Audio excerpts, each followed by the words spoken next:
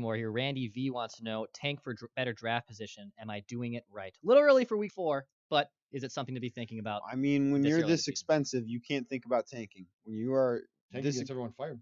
tanking gets That everyone. can't be a plan. If you're tanking, these guys aren't going to be around to see that come to fruition. And plus, they're not bad enough to tank. No, Like, they've I got think too much talent. I think they're going to beat. This league is littered with awful football teams. I'll go back to what I've been saying for. Although a few I years. don't know that their schedule's littered with awful football teams. New York hasn't looked awful the last couple weeks. They Okay, should still keep win going that then. game. Keep going. Then you got a home game, I'm sure, next after that. Then Philadelphia. That'll be interesting. That'll be a very interesting game. Detroit has not been awful. That's in Detroit. They almost beat KC today at home. Yep. Washington's awful. I'll give you that. Yep. Kansas City, not awful on the road. The Washington game scares me because that's a national TV Thursday night game. Yep. And it's going to be all about Cousins, and Cousins does not do well when it's all about him. And then you go to KC, then you go to Dallas. Not awful football teams. Then Denver, not great, but then Seattle, Detroit, LA, the Packers, the Bears. You don't have a lot of awful football games on the schedule. For being 2-2, we really right now can say that it feels as if when the Vikings have had an opportunity to establish an identity through these first 4 games, that they have failed woefully. Yes. That they have absolutely failed. Oakland, I don't care. Atlanta, as you said, played terrible that day, and the Falcons just flat out might not be that good.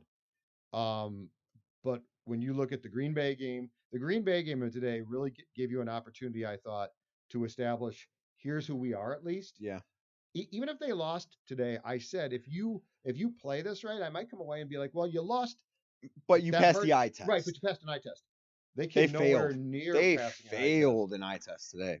Someone wants to know on Twitch, could you fire Stefanski and give the job to Kubiak? Is that a scenario you could see being played out? Judd, I'll let this one up to you. I don't know enough about that dynamic to have a real informed opinion. I think you could give a better answer than I. Stefanski is technically Stefanski's calling plays, but it's Kubiak's system. I think that you would. I don't think that you would fire Kevin. I think that if you did this, would very quietly just say, Gary, it's your show totally now. Yeah. Kevin, just be quiet and collect your paycheck behind the scenes. I think Zim likes Stefanski. Sure. The thing was, DiFilippo was basically probably came close to being insubordinate because Mike kept telling him run, and he's like, no, I'm not going to. So I don't think that Stefanski gets fired.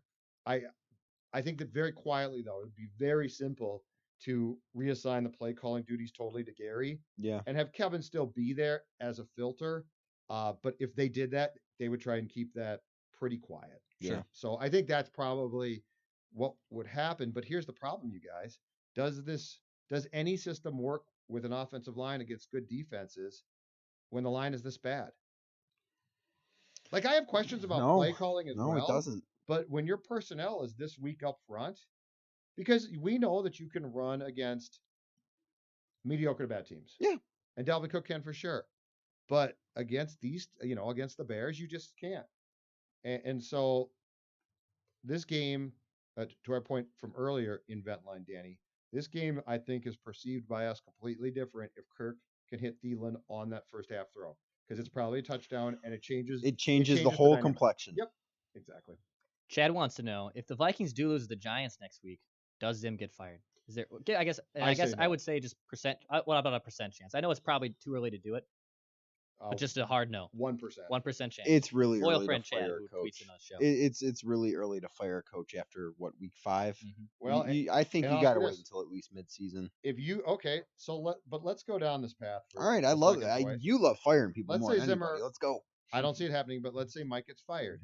Okay, the logical guy then probably to take over the team is Kubiak. Yeah. Who I don't even know if he wants a coach, but let's just say he does. What's he gonna do to put lipstick on this pig against good teams? There's no cure. I mean, there's no because Riley Reef is still your left tackle. There's no cure because your offensive line is still a mess and your quarterback's still a sham. Yeah, I mean, there's just too many problems. Yep. So your offense, I don't think there's anything that you can do. In fact, okay, the last 2 years, a year ago, DiFilippo tried to pass. Cousins in shotgun. It didn't work. Yeah. This time now it's, okay, we're going to run. We're going to try and run, and then we're going to take some shots.